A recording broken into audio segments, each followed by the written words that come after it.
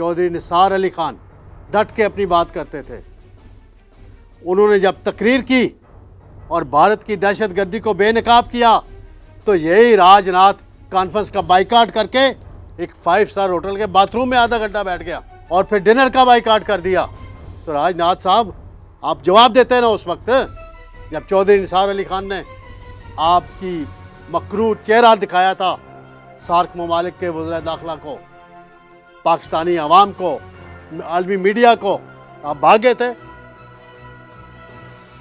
बिस्मिल्लाहिर्रहमानिर्रहीम। मैं हूँ तारिक सुमैर, डेली मुमताज़ डिजिटल का नाज़रीन। मैंने 2 मौज़ूआत पे तफसीली बात करनी है। एक तो भारत पाकिस्तान के अंदर तो दहशतगर्दी कर ही रहा था, दुनिया भर में कर रहा है। अब आलमी सतह पे भारत की दहशतगर्दी का इंकशाफ हो रहा है और भारतीय वज़ीर दिफा राजनाथ ने खुद इस बात का इतराफ़ कर लिया है कि हमने पाकिस्तान के अंदर टारगेट किलिंग्स कराई हैं।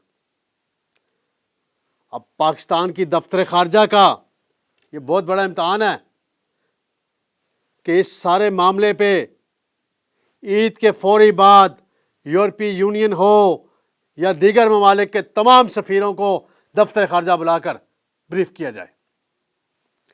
दूसरा मामला है नाज़रीन, तहरीक इंसाफ के अंदर रोज़ एक नया पंडोरा बॉक्स खोल रहा है, नई कहानी आ रही है। शेर अफजल मरवत के जज्बाती तकरीरों के बाद अब शहरयार अफरीदी मैदान में आ गए हैं और उन्होंने शिबली फराज को ललकारा है, उमर अयूब को ललकारा है और बैरिस्टर गौहर को भी ललकारा है और बड़ी धमकियां दी हैं।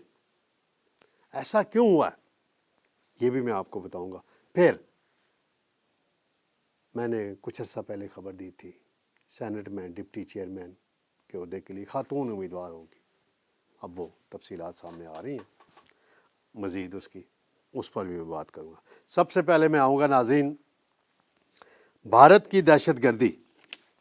भारत के वज़ीर दिफा हैं राजनाथ सिंह, उन्होंने इतराफ़ किया जी कि पाकिस्तान के अंदर जो भी हम दहशतगर्दी करते रहे हैं 20 हालिया सालों में कुछ टारगेट किलिंग्स हुई हैं वो हमने की और आइंदा भी हम पाकिस्तान के अंदर ऐसी कार्रवाइयाँ करेंगे, निशाना बनाएंगे। और ये क्योंकि आजकल भारत में इलेक्शन का माहौल है, इलेक्शन हो रहे हैं, भारत की दहशतगर्दी पाकिस्तान तक महदूद नहीं रही नाज़रीन, कनाडा में पहुंच गई, अमेरिका में पहुंच गई, बाकी मुल्कों में भी पहुंची हुई है। अब ये भारतीय वज़ीर दिफा का इतराफ़ आलमी सतह पे, सिफारती सतह पे भारत के ख़िलाफ़ जाएगा। अब इसमें देखते हैं, मैं याद कराता चलूँ नाज़रीन आपको, ये जो राजनाथ साहब हैं ये 2017 में पाकिस्तान आए थे। ये उस वक्त वज़ीर दाखिला हुआ करते थे और यहाँ वज़ीर दाखिला सार्क की कॉन्फ्रेंस हुई इस्लामाबाद में और पाकिस्तान के उस वक्त के वज़ीर दाखिला जो मुहिब वतन वज़ीर दाखिला हैं थे चौधरी निसार अली खान डट के अपनी बात करते थे। उन्होंने जब तकरीर की और भारत की दहशतगर्दी को बेनकाब किया तो यही राजनाथ कॉन्फ्रेंस का बाइकाट करके एक 5 स्टार होटल के बाथरूम में आधा घंटा बैठा रहा और फिर डिनर का बाइकाट कर दिया, ऑफिशियल डिनर का। तो राजनाथ साहब, आप जवाब देते ना उस वक्त जब चौधरी निसार अली खान ने आपकी मकरूर चेहरा दिखाया था सार्क ममालिक के वज़ीर दाखिला को, पाकिस्तानी अवाम को, आलमी मीडिया को, तो आप भागे थे। आपको वो याद है अभिनंदन का त्यारा जब गिराया था पाक फ़िज़ाइया के बहादुर पायलट्स ने, आपने दरअंदाजी की थी ना, क्या आपको जवाब मिला था? मत भूलें पाकिस्तान कमज़ोर नहीं है, अंदरूनी कुछ मसाइल हैं हमें सियासी और माशी तौर पे, लेकिन इंडिया के मामले में पाकिस्तानी कौम यकजान है, एक है, वो भी मत भूलें। कुलभूषण अभी तक गिरफ्तार है, सर्विंग नेवी का राह का एजेंट गिरफ्तार है, दहशतगर्दी की जो कार्रवाइयाँ बलूचिस्तान के अंदर कराता था, कराची में कराता था, गिरफ्तार है। آپ دھمکیاں دیتے ہیں پاکستان کو. راج ناتھ صاحب، ابھی میں سوال کرتا ہوں امریکی حکام سے، اور یہ عرب ملک ہیں ان سے بھی میں سوال کرتا ہوں. بڑی بڑی انویسٹمنٹ کرتے ہیں، آپ جاتے ہیں انڈیا میں کرتے ہیں، آپ دیکھیں انڈیا کیا کر رہا ہے دنیا بھر کے اندر. اس میں اب بڑا امتحان ہے ہماری دفتر خارجہ کے پاس، بڑا کڑا امتحان ہے. جناب وزیر خارجہ اسحاق ڈار کو اس پہ بہت توجہ دینی ہوگی. ہمارے وزیر دفاع خواجہ آصف نے بڑا تگڑا جواب دیا ہے بھارت کو، اور کہا ہے کہ کوئی میلی آنکھ سے ہماری طرف نہ دیکھنے کی سوچے، سخت جواب دیا جائے گا. اب میری یہ رائے ہوگی کہ عید کے فوری بعد وزیر خارجہ کو اور دفتر خارجہ کو چاہیے، یورپی یونین ہو، امریکہ ہو، کینیڈا ہو یا دیگر ممالک، ان تمام ممالک کے سفیروں کو دفتر خارجہ بلایا جائے اور بھارت کا مکروہ چہرہ ان کو دکھایا جائے کہ بھارت نے پاکستان کے اندر یہ کام کیا ہے، اور بھارت کو مزید بے نقاب کیا جائے. یہاں تجارت کی باتیں ہو رہی ہیں، ہمارے کچھ تاجر ہیں حکومت کو تجاویز دیتے ہیں جی بھارت سے ٹریڈ. بھئی ٹریڈ کھولنا ٹھیک ہے، کھولیں، اس پر رائے لی جائے. پہلے بھارت کو ان چیزوں پہ تو پابند کیا جائے نا، اس کی دہشت گردی کو رکوایا جائے، کشمیر کے اندر جو مظالم کر رہا ہے اس کو رکوایا جائے. ناظرین دوسرا معاملہ ہے شہریار افریدی صاحب ہیں، تحریک انصاف کے بڑے کمیٹڈ سینئر رہنما ہیں. انہوں نے اپنے حلقے کوہاٹ میں ایک تقریر کی ہے، اس کے بڑے چرچے ہیں، اور انہوں نے دھمکی دی ہے پارٹی قیادت یعنی بیرسٹر گوہر کو، عمر ایوب کو، شبلی فراز کو. اور اس میں وہ کہتے ہیں کہ سینٹ کے الیکشن میں کوہاٹ کے سے تعلق رکھنے والے ان کے ایک قریبی ساتھی کو ٹکٹ کیوں نہیں دیا گیا، اس کا جواب دیا جائے. سودے بازیاں کی جا رہی ہیں.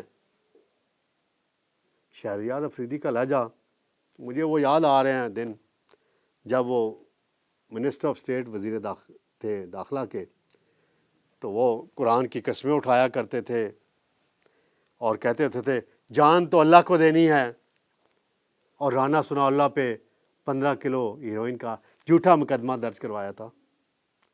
اب اس کا الزام وہ اس وقت کے بعض فوجی افسران پہ لگاتے ہیں، خود اس وقت ملوث تھے سارے معاملے میں افریدی صاحب. اللہ تعالیٰ نے سرسلوک کیا رانا ثناء اللہ کو.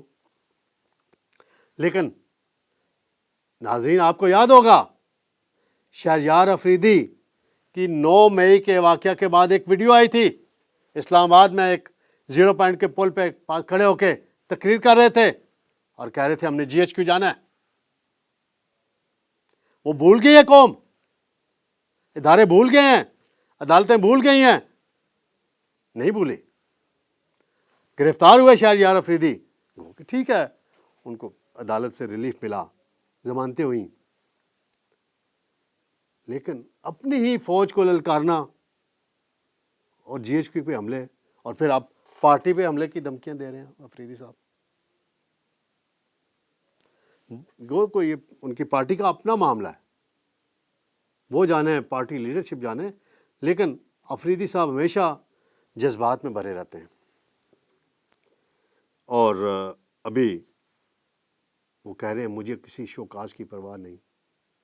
شوکاز پتہ نہیں آپ کو کوئی دینے والا ہے، آپ کو پہلے سے اطلاع ہو گئی ہے، تو اس کی دیکھی جانی چاہیے صورتحال. دوسرا معاملہ ہے ناظرین، آخری میں بات کرتا چلوں. 9 اپریل کو یعنی منگل کو عید سے ایک دن پہلے سینٹ کا اجلاس بلایا جا رہا ہے، جس میں نئے منتخب ہونے والے سینیٹرز حلف اٹھائیں گے اور چیئرمین اور ڈپٹی چیئرمین کا الیکشن ہوگا اسی دن. چیئرمین کے لیے میں پہلے ہی بتا چکا ہوں، یوسف رضا گیلانی کلیئر ہو چکے ہیں، ان کی نامزدگی ہو چکی ہے. ڈپٹی چیئرمین کا عہدہ کیونکہ نون لیگ کے پاس ہے، تو میں نے کچھ عرصہ قبل خبر دی تھی انوشا رحمان کو ابھی سینیٹر بنوایا گیا، پہلے ایم این اے تھی، وہ وزیر بھی رہی ہیں، وہ ایک امیدوار ہیں، اور دوسری امیدوار ہیں راحت جمالی صاحبہ، یہ بلوچستان سے سینیٹر بنی ہے نون لیگ کے ٹکٹ پہ، اور ان کے بارے میں بتایا جا رہا ہے کہ ان کا نام ڈپٹی چیئرمین کے لیے کنسیڈر ہو رہا ہے۔ اور راحت جمالی جو ہیں سینٹ کے سابق ڈپٹی چیئرمین، سابق وزیر اعلیٰ بلوچستان جہان جمالی صاحب کی ہمشیرہ ہیں، اور نور جہاں پانیزئی کے بعد 1992-93 میں وہ تھیں، کے بعد یہ دوسری بلوچستان سے خاتون ہوں گی جنہیں سینٹ کا ڈپٹی چیئرمین بنایا جائے گا۔ اور جمالی خاندان پاکستان کی تحریک کا حصہ رہا ہے۔ میر ظفر اللہ خان جمالی مرحوم، اللہ تعالیٰ ان کو جنت الفردوس میں اعلیٰ مقام عطا فرمائے، وہ وزیر اعظم رہے، وہ ان کے ماموں تھے۔ اور فاطمہ جناح کا الیکشن ہو، تحریک پاکستان ہو، جمالی خاندان نے ہمیشہ بڑھ چڑھ کے حصہ لیا، اور یہ وہ بڑا خاندان ہے بلوچستان کا جس نے ہمیشہ پاکستان کی سالمیت، استحکام کی بات کی ہے، اور پاکستان کے لیے بلوچستان کے اندر آواز اٹھانے والے خاندانوں میں شمار کیا جاتا ہے۔ تو ناظرین، انشاءاللہ پیر کو آپ سے دوبارہ ملاقات ہوگی۔ اللہ حافظ۔